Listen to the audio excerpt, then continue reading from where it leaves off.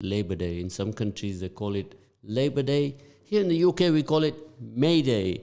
And I don't know what they call it there in the USA. I'm going to find out later on today when we're joined with one of our esteemed guests who are going to talk to us about many things that we don't have a clue about. So please wake up, everybody. If you're asleep, listen in. And all those who are driving right now, happy driving this morning. You got a wonderful, beautiful day out there today. So don't waste it.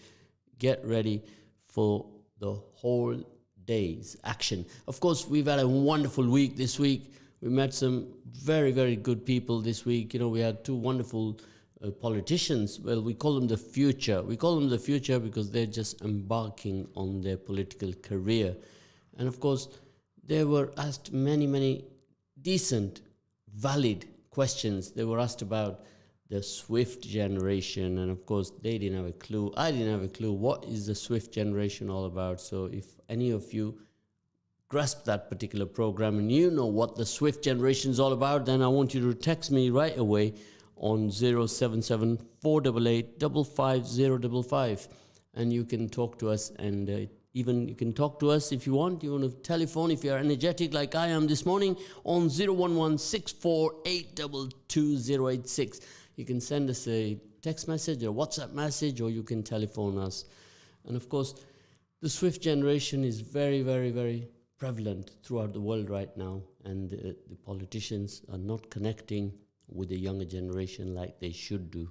Because today, a young person, male or female, will start their digital career at the age of 2-year-old on a pad, pressing buttons. And by the time they're 5, 6, they're fully conversant with their laptop, iPad, or desktop. And of course, by 9, they're code writing. Of course, what does that mean to most of us? We don't have a clue. And by the time they're 12, 13, they're ready to take on the world. And that's how fast the youngsters are growing these days. So intelligence is what it's all about, brothers and sisters. Intelligence. We are driven by intelligence. That's where we want to be. We want our children to be creative. We want our children to be innovative. And that's where we want to move forward in our future generation. So all of you out there who have got children today, they're going through the norms of a nursery, a primary, a secondary, and then a university education, get some qualification, and then they get on the treadmill, which is called the Tax Paying Treadmill. This is prevalent all over the world, and that is the norm, the Tax Paying Treadmill. Are you on that treadmill? Yes, I certainly am, and I'm sure throughout the world it's the case. The whole system is designed like that, but many who have missed the boat, some absolute greats in the world, they never went on that treadmill. They were creative human beings. And if you can go through the list of these people, it's absolutely tremendous. It's a very long list. The people who have absolutely, they did not go through that system of education.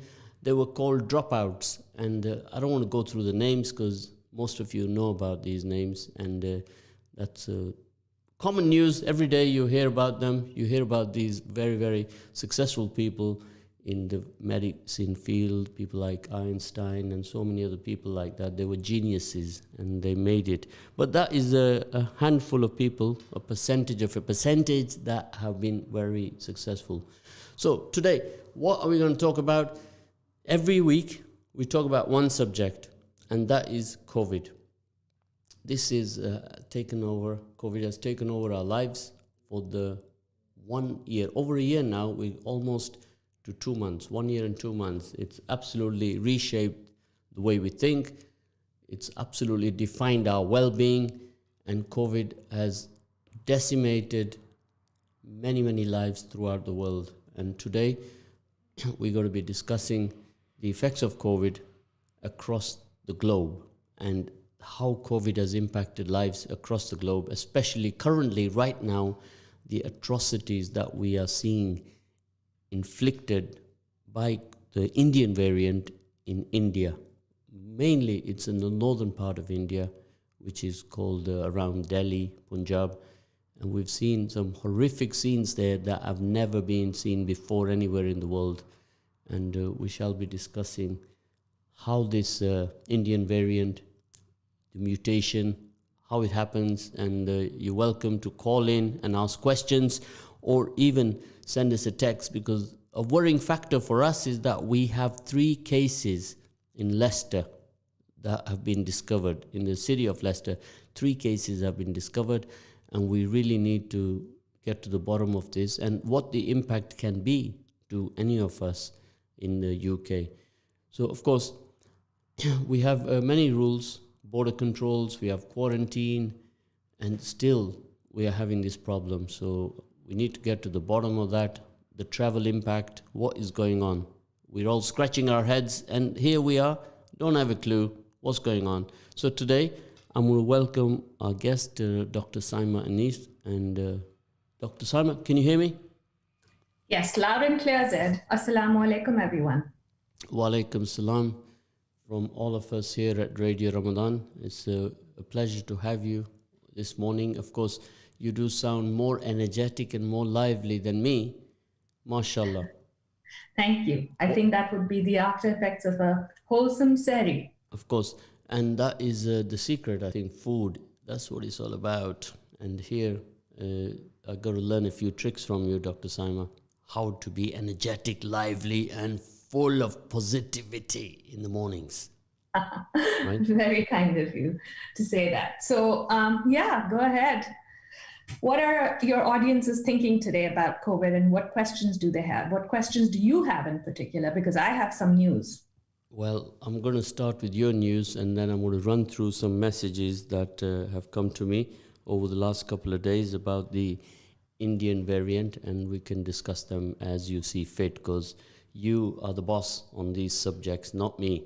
I'm just feeding everybody the information. Yeah, well, we've been wondering about the origins of COVID. And at this point, because COVID fatigue has set in, it's kind of taken the back burner. Yet, there's a group of international scientists and academics who are reiterating calls to the World Health Organization at this point to dig deeper into flushing out the origins of the COVID-19 pandemic, in particular, suspicions that the virus leaked from a lab in Wuhan, China, where they reported the very first outbreak. Can you believe that? Well, I don't know what to believe. I hear stories which are different every day. There's a bit of a blame game going on. And a bat, a rat, a cat. What is it? A bat at the cat, and a cat at the rat. Go ahead. A bat, a rat, a cat. So that would imply that it was animal to human transmission. However, the World Health Organization did not confirm that.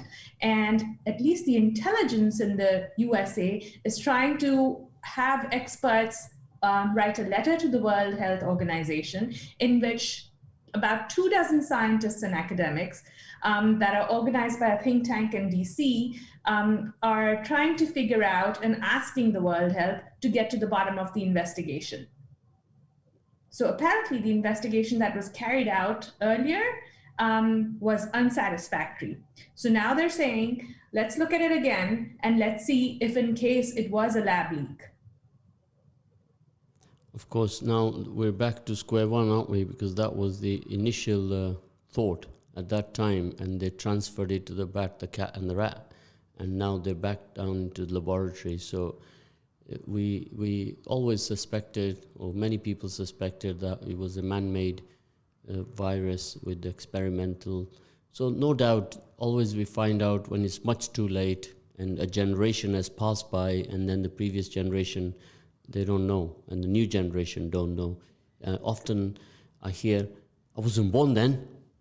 And of course, so young Tom Brown, he's going to say, well, I don't know what you're talking about because I wasn't around, because he's busy now with his TikTok and doesn't have a clue. So yeah, true. But critics of the investigation have been saying that there have been long delays, there's been very limited access by Chinese authorities, and that the report findings from the lab leak may have been tainted.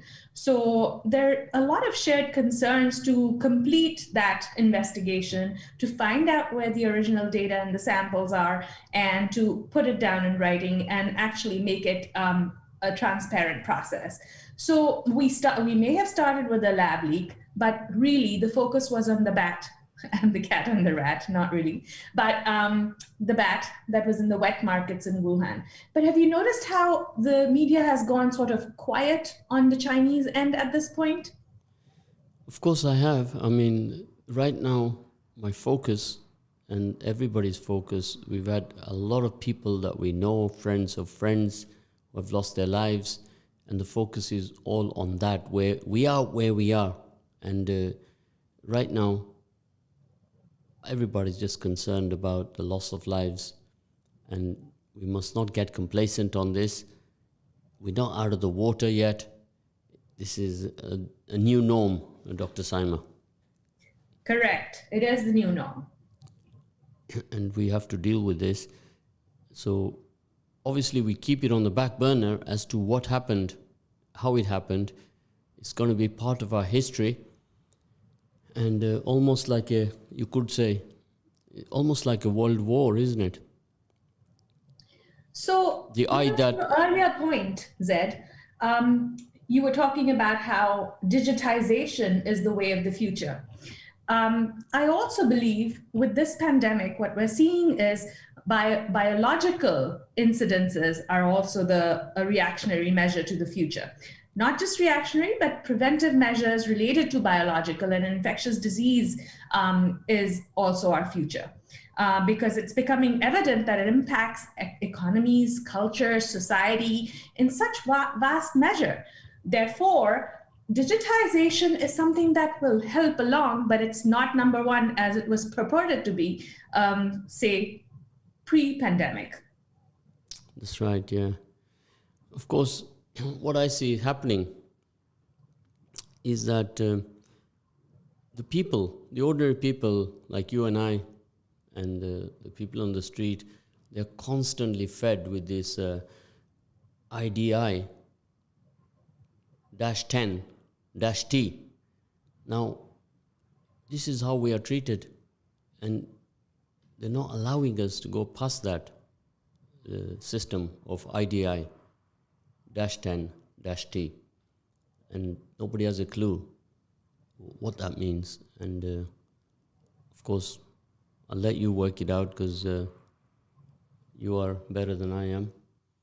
And this is what I don't understand. The world over, people are fed with different messages. But look at what's happening in India. It's absolutely atrocious. You were talking about data, you were talking about digitization, biological warfare, and you think countries have spent billions investing, developing weapons of mass destruction in India, and today you have one country, India, they don't have oxygen, right? Oxygen is available outside for free, and today they don't have oxygen to save lives. You have another country, a neighboring country, to maintain balance of power, they are both testing their nuclear weapons to maintain balance of power and weapons of mass destruction, and they don't have the vaccine. What is going on in this world? Well, let me interject here and say that before we get this into the political arena with the pandemic, countries are suffering in unequivocal proportions. So with India, we're seeing as of Thursday, there were almost 400,000 cases confirmed and 3,500 deaths. And that is massive. There's a desperate shortage of oxygen. There's a double mutant strain. And we're seeing images of bodies that are laying on funeral pyres and sidewalks, and crematoriums are becoming overwhelmed, even in their capital, New Delhi.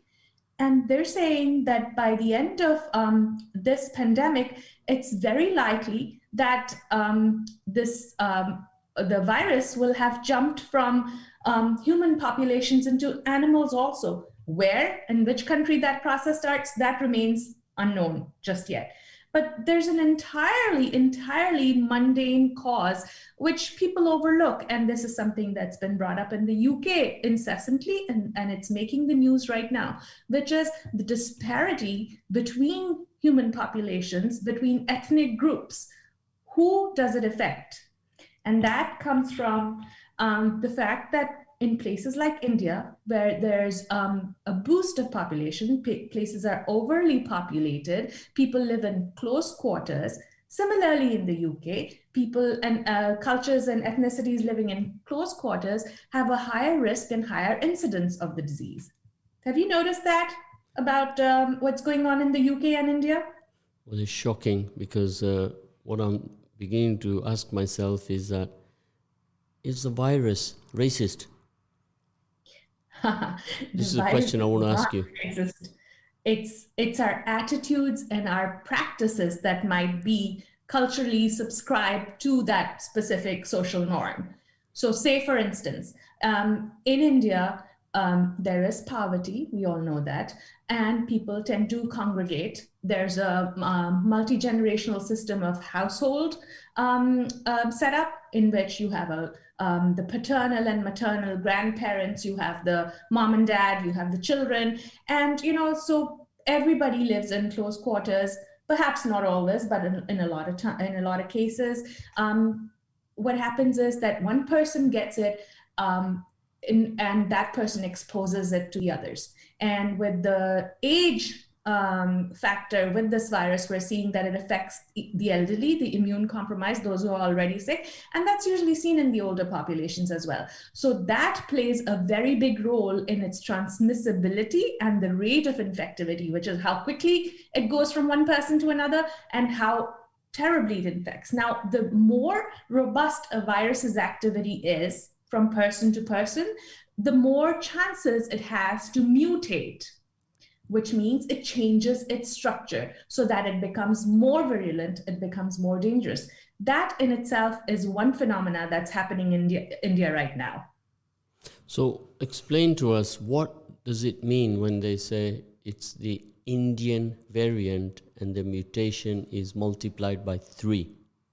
Right. I'm glad you asked that question. I brought this up in another one of our talks in the beginning, but I think that might have been preliminarily preempted. I don't know if you can project a slide that I sent you, but if you cannot, I will do this as simply as possible, which is everybody knows their ABCs, right?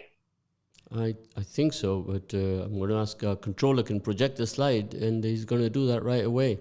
So while I'm still learning my ABC, yeah, it's done that. He's projected the slide. Okay. So what you have to understand is that there is a variant that contains the root of the pandemic, that is the letter A. Yes. So that went on to infect populations worldwide. And in the US, at least, it was first noticed in Seattle, in Africa, in Uganda, and in Europe, the variant was called the letter B. So what we're seeing in the UK is mostly the letter B, B1 something something. And in South Africa... Wait, I got to stop you there. I've just looked at that drawing and it's absolutely confused me, totally. At 10 a.m. in the morning, to look at that drawing requires a lot of intellect and energy and brain power. So all I'm trying to tell you is concentrate on the letter A and the letter B. Right. Letter A says contains the root of the pandemic. Now, I want you to go through this very, very, very IDI -10, yep, and -T. I want you to Very simply put, the letter is the root of the pandemic. Yeah. And the B is an offshoot of the letter A because it comes after the letter A. I see. So, okay, so now you're saying, now why below the letter A is my country there, Uganda, my country that I was born in? Well, because it originated from the letter A. There was a mutation in the letter A. But why pick on Uganda? There's only 47,547 people living there. The virus did not discriminate. But it couldn't have started in Uganda because it started in Wuhan. Exactly. And this is one of the reasons they're trying to discern whether the theories that are effectually in place for its spread and origin are correct or not, to my earlier point. I see. So it started at A, and then it moved to other countries from there. Now, I see Europe there and I see Liverpool. What's that got to do with anything? Liverpool, they play football. Again, the virus does not discriminate. Yeah, but Liverpool, LCFC is a football club. That's what they are known for. Not Absolutely. It does not discriminate. It could have gone from one single source. One person could have gone there with the infection. One single source could have been there to cause the Liverpool to have a mutation. I see. So they're referring to Liverpool, UK, or Liverpool in another country? No, in UK. I see. And who's drafted up this chart? This chart was drafted by, like it says at the bottom, by the Public Health England. Okay, this is a PHE, Public Health England chart, yeah? I have to cross-reference that here. We got to be sure on these things. Sources are very important, I agree. Okay. And I'm showing this because you guys are in the UK and transmitting internationally, and we have taken the UK as a benchmark of sorts until now. Well, we have a member of the Swift generation here, and he's going to check this out straight away. He's going to look for this chart right away, and we're going to find it, and then we can be sure we're on the same page. So explain, from A, we went to B, yeah? Right. Your question, what is going on in India? There's a third variation now that A and B have combined, and that is called the double variant. That is what's going on in India. So imagine the mutation of A with the mutation of B together is wreaking havoc in India right now. So all of you listening in right now, we're just trying to understand the mutation in India, how it came about. So the origin starts at A, it infects somebody, which then becomes B because now the virus has mutated. And then it transfers to C. Is it India is at C or B? It's called AB. AB. And this is how the scientists are able to create these mutation times 1, mutation times 2, and India is a double variant. This is just to clarify the nomenclature or the naming that you see in media. I see. Of course, this is very technical to understand for our listeners and those of them who are looking at it from the social media. Even they will be very confused with this because never seen anything like that before. But the simple explanation is, if you can explain that very, very simply now, so we can move on. As simple as possible. We started with an A, we went on to a B, and now in India we're seeing AB. AB. So A and B. That is what's called the double variant, the Indian variant. Absolutely correct. Now, these 3 people in our city who have got the Indian variant, how easy is it for the vaccine that is in England, which is a Pfizer or a AstraZeneca, can that vaccine protect you if you are inflicted with the double variant? The vaccines that are currently in place work against the A variant and they work against the B variant. AstraZeneca vaccine protects you 65% of the time or 66% of the time, according to the clinical trials. There might be more efficacy in real world settings. That is, it could be more protective against the virus in a real world setting once you actually get it. Now, does it protect you against the AB variant? That is something that remains to be seen. However, do not discount the fact that even in places like India, or with any exposure to the variant from India and any other part of the world, you're still more than 3/4 of the time protected against the virus. It's only that 1/4 chance that you might get it if it's an AB variant. And at that, we're hoping that the antibody response in our body will be robust enough to make that infection mild.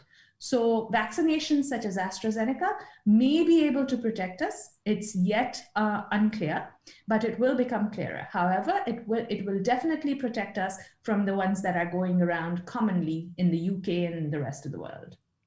Of course, we talk about India, we talk about Europe, we talk about USA, but West Africa, we have Ghana, Nigeria. We have listeners there right now listening in. And they're also very, very concerned about this. And if you can shed some light for those regions as well as to how this can be affected over there, and what should they be doing, and what should all of us be doing in terms of dealing with this new variant, what you call the double mutation Indian variant, they call it. Well, prevention is key at this point. So like we have vaccination as a very high form of prevention. We should continue to seek vaccination if we have not been vaccinated in these countries. Now, if it's not freely available yet, we can still take the same measures that we've been taking, which is social and physical distancing, wearing masks, and washing hands, and keeping personal hygiene at the forefront. So, there's not much else that is advised. However, and this is really interesting, in African countries, some people have noticed that because Africa has a higher rate of malaria parasite, and they produce certain immune systems in their bodies, somehow the African nations are less at risk for the virus or the effects of the virus or the symptoms of the virus. It hasn't been proven yet. I have not seen any full-blown studies on it, but it's a theory that perhaps will be tested more robust in a more robust manner in the future. But this is something you should know if you're living in that region. Well, when you say West Africa, what comes to my mind straight away is jollof rice, neri soup, peanut soup, and these are their soups that they eat, and also food. They're eating a lot of organic, natural food. How does that impact? Whereas Europe is more on processed food, and everything they eat is fresh.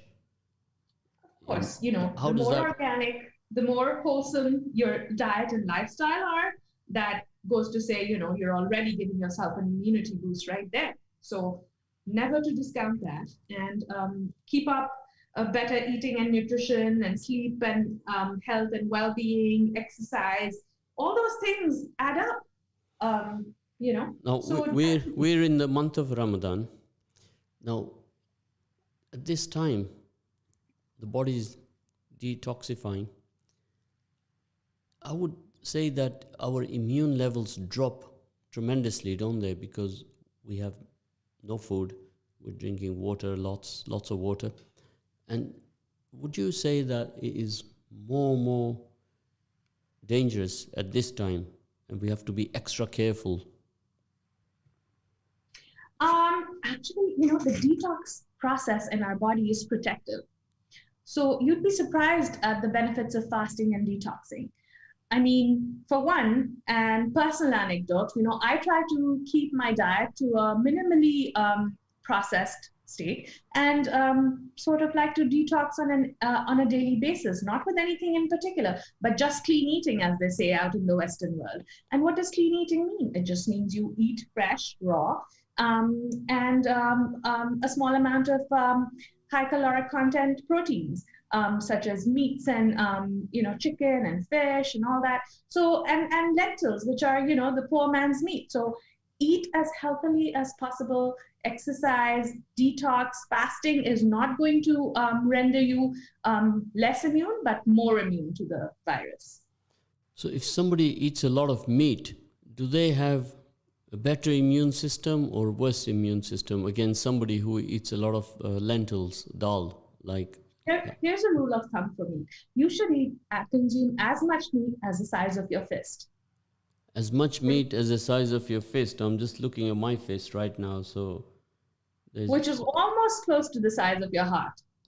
Unbelievable, close to the size of my heart. And then that's like 2 pieces or 3 small pieces of meat to fit in there.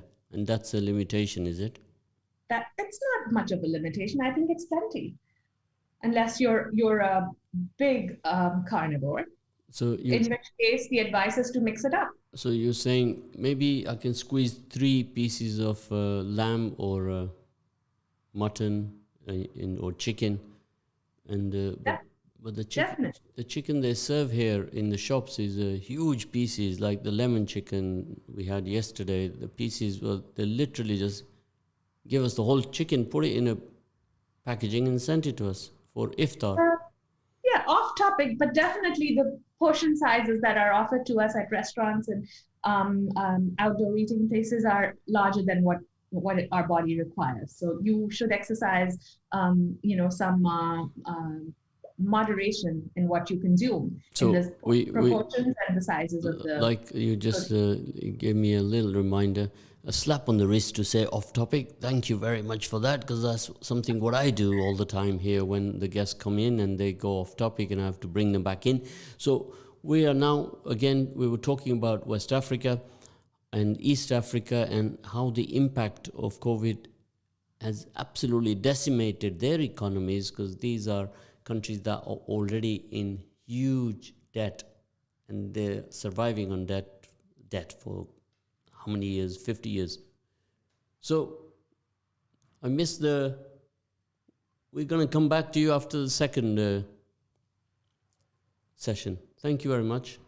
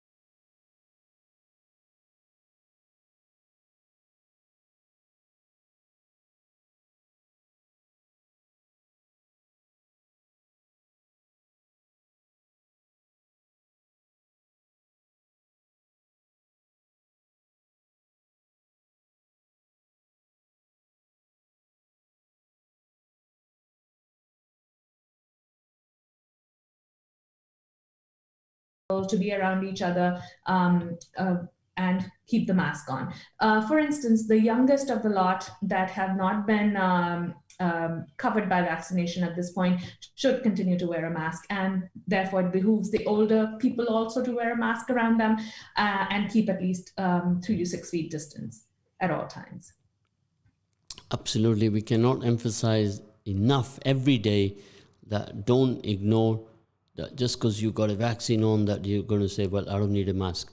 You got to always mask up all the time, and this is goes without saying, doesn't it? Yes, and for the double wearing, double mask up. So that's also been a recommendation. If you are, however, in a community where most of the people have been vaccinated, the guidelines in the US at least are changing to say that you can freely mingle outdoors, unmasked, knowing that all the parties involved within that congregation or that gathering are vaccinated. So that's a big deal. That's just happened this week, and the effects of that have yet to be measured. Of course, just a reminder to all the listeners right now, we have the Leicester Children's Hospital project where we are looking to raise some serious money to complete that project. They need £800,000. And of course, we don't have 800,000 right now, but we got to make an effort. Every one of us got to be reminded that our children, our grandchildren, possibly may use that facility in the city of Leicester, and it's the only facility available throughout the East Midlands.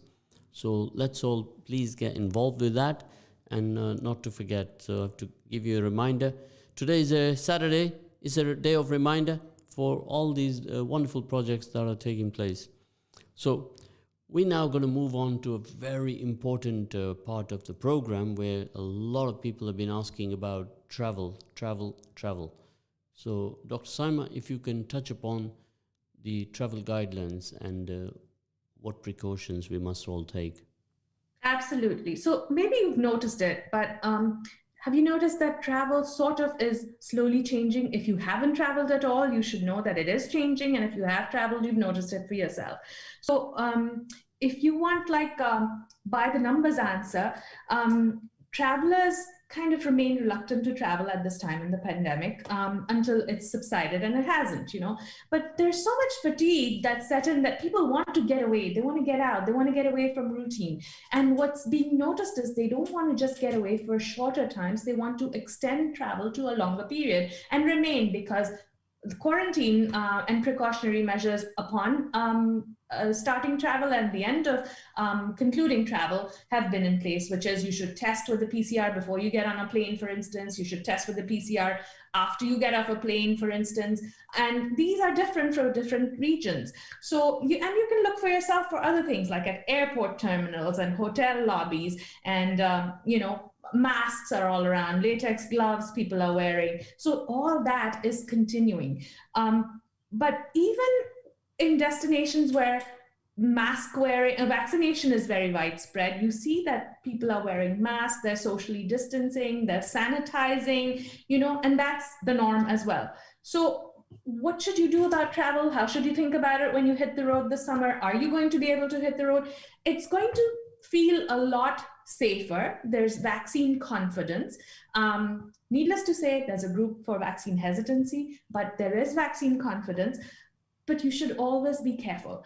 And being careful involves, taking precautions to be distanced again, to wear a mask. I cannot stress these things enough, because we're approaching summer and days are getting nicer and people are making plans as soon as the school year ends or as their work permits to get out and do this.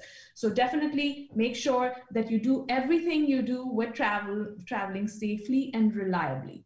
The next point is, how should we think about it being different? So in the US, for instance, for domestic travel, and this is like something that has come up that I've noticed from my workplace as a recommendation, if you're going to travel internally within the US, you do not have to test for PCR. So that's just changed recently. You don't have to test for PCR for the virus before travel or after travel. You do not need to quarantine before travel or after travel. However, internationally, for international flights, you may still have to continue to do so. But if you are vaccinated, there's lesser risk, therefore you are not required to quarantine upon return from your travel. And that is good news, because people would say, well, I just need to get away for 5 days. I don't want to be in the house for 10 days after I've come back. That's no longer the case in the US. I hope that situation continues to evolve and include other countries as well. I know in the UK, Zed, like you said, your travel took you to different exotic places. And within a matter of 48 hours of arrival into this Eastern European country, you were asked to maintain quarantine for a week or 10 days? 10 days, 10 days, yeah. Right. And how frustrating is that? Well, of course, my issue was that because I had a British passport, so they were particularly singled out because of the British variant. They were concerned that anybody from the British passport had to quarantine for 10 days. Right. So let's hope that that situation changes in light of the new vaccination confidence days. And also, we're going further. We're not just staying close to home because we want to just get away. So that's another way travel is changing. People are looking at Airbnbs. They're looking at VRBO, another website that's very popular. And they're working from their travel destinations from home, because work from home, remote work is so popular at this point. So the longer you stay in a location and the longer you have no symptoms arriving or leaving that destination, I think countries would move towards not having quarantine restrictions lifted. So that's one thing about travel. Another thing about travel is, as we progress into this year's end, some countries will begin requiring vaccination status clearance, or what they're beginning to think of in terms of vaccination passports, which is to say, if you've had your vaccination completed, then you carry a card or a note or something, another legal official document that says you have had this vaccination, you have completed the course of vaccination, so you're safe to enter that country. That's a really good move. You could have this digitized, you could have it in paper format. We're yet to see how it's going to play out and which countries are going to adopt that. So that's another piece of good news. So we just had a message again from one of the listeners. He's again talking about the South Asian COVID death rates are alarming, that black people are twice as likely to catch COVID, and ethnic minorities overexposed to coronavirus. So you can see that this is a matter of concern to many, many people in the ethnic communities.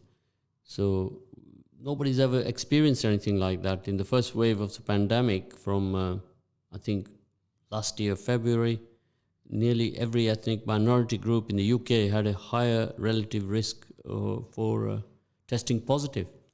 So going back to the travel, the scenario is, at this moment in time, there's a ban, literal ban on in and out of the UK. So this is how it is for the foreseeable future. Is there any let-up in your side of the world, Dr. Simon? We just received news yesterday, Zed, that Eastern European travel will become open for US travelers. And maybe even the UK, we're not sure yet, but this is where I think we'll be seeing the end of the tunnel, the dark tunnel that UK has gone through towards the end of or middle of summer. Let's keep our fingers crossed for that. However, words of advice, be prudent whenever you do travel to the UK. This may open up. Right now, even Indian flights, say, for instance, in the US, May 4th is a deadline that our president has given to ban all flights into and out of India, which is precautionary. Again, UK might be seeing the same things. Other countries, hopefully UK will, the numbers will subside as vaccination becomes more prevalent and as people are becoming more adept at adapting to the change that has brought about in their lives because of this pandemic, and travel should become, more frequent and should open up. But getting back to my point about, how travel is changing and how it's changed in the UK also, we've noticed that a lot of more people are buying travel insurance to travel. You pay a certain percentage, and more than half the travelers who never bought health insurance during travel are now buying it, because what if they get sick? They have to have some surety that they'll be covered for the expenses incurred. You never know which country you're going to end up in. So that's something that people should look into. My advice: look into travel insurance. Secondly, check your passport. Make sure that it's least valid. They usually say 6 months, but you make sure that it's least valid for 12 months. What if you get stuck somewhere and you can't come back to your home country Of course, to this is do a it? very important point, very, very important point, that you have a valid passport for minimum 12 months. Now, of course, time has just flown by. We have only 20 seconds left before we close for today. I'd like to take this opportunity to thank Dr. Saima, who has joined us this morning, and of course all of you for listening in. So we're going to say goodbye and look forward to meeting with you next Saturday again to discuss these points. Jazakallah khair to all of you. Thank you.